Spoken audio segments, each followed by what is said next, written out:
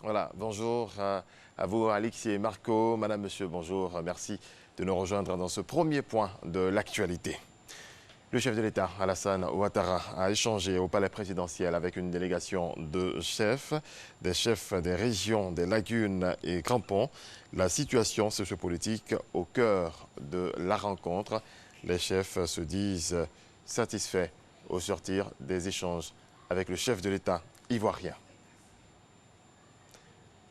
La 12e édition du Festival des musiques urbaines d'Anoumabo a ouvert ses portes hier à Abidjan. C'est en présence de la première dame Dominique Ouattara, marraine cette année. La rencontre se veut un creuset musical africain. Sur le podium, des dizaines d'artistes. Les populations de Nda à Kisikro, village situé à 7 km de Didiévi dans la région du Bélier, ont désormais accès à l'eau potable. Le ministre de l'Hydraulique a procédé à l'inauguration du château d'eau de ce village de plus de 3000 âmes. Cela dans le cadre du projet Eau Portos initié par le gouvernement. On fait le point avec Francis Boifo. Longtemps recherché, et j'en suis témoin. C'est comme je disais, nos devanciers, nos parents ont écrit, il fallait cotiser de l'argent pour payer une avance, tout ça, ça n'a pas abouti. Le président Alassane Ouattara soulage les populations de Nda à Kisikro. Ce village, situé dans le département de Didiévi, dans la région du Bélier, a désormais son premier château d'eau. L'ouvrage, d'une capacité de 50 mètres cubes, dispose d'une unité de désinfection et d'un réseau de canalisation de 4720 mm, pouvant alimenter 3000 personnes en eau potable.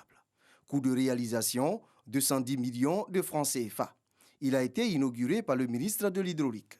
Nous avons la responsabilité de mener des actions pour éliminer la pénibilité des femmes et permettre aux jeunes filles d'aller à l'école au lieu d'aller toujours à la rivière pour pouvoir chercher de l'eau. Pour parer au plus pressé, dit le ministre, 20 milliards de francs CFA ont été décaissés par le gouvernement pour la réalisation des ouvrages hydrauliques dans 50 localités du pays. Cela dans le cadre du programme Eau pour tous.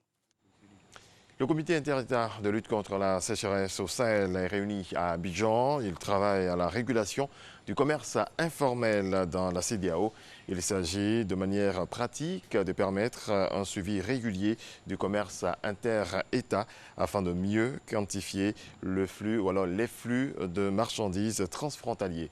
Didier Nguessan. Le commerce informel représenterait entre 20 et 75% des économies des pays de la Communauté économique des États de l'Afrique de l'Ouest, CEDEAO. Mais comment prendre en compte les données issues de ce commerce qui échappent au contrôle transfrontalier? Une problématique à laquelle le comité interétat de lutte contre la sécheresse au Sahel veut apporter une solution. L'idée ici, c'est de consolider, c'est d'intégrer les données issues de la collecte et de l'analyse du SILS dans ce cadre fédérateur pour permettre à la région de créer cette base de données de grande envergure pour permettre de l'alimenter et de maîtriser plus ou moins notre flux commercial pour nous permettre d'avoir une idée vraiment sur ce que nous vendons, avec qui nous commerçons, afin de pouvoir donc rehausser la compétitivité de nos produits agro-silvopastoraux et halieutiques. Si nous arrivons à capitaliser ce que le SILS collecte au niveau des cordons douaniers, qui n'est pas officiellement reflété au niveau des statistiques douanières, et que nous arrivons à internaliser cela sur la base des données officielles de la région, cela va nous montrer réellement l'état du volume du commerce entre les États membres. Actuellement, on parle de 10-15% qui ne reflètent pas la réalité à cause de la dose du commerce informel. Cet atelier permettra au comité interétat de mieux documenter au quotidien la valeur et le volume du commerce transfrontalier des produits agro-silvopastoraux et halieutiques. Il vise, entre autres, à intégrer les données collectées dans les bases de données nationales et régionales du commerce extérieur.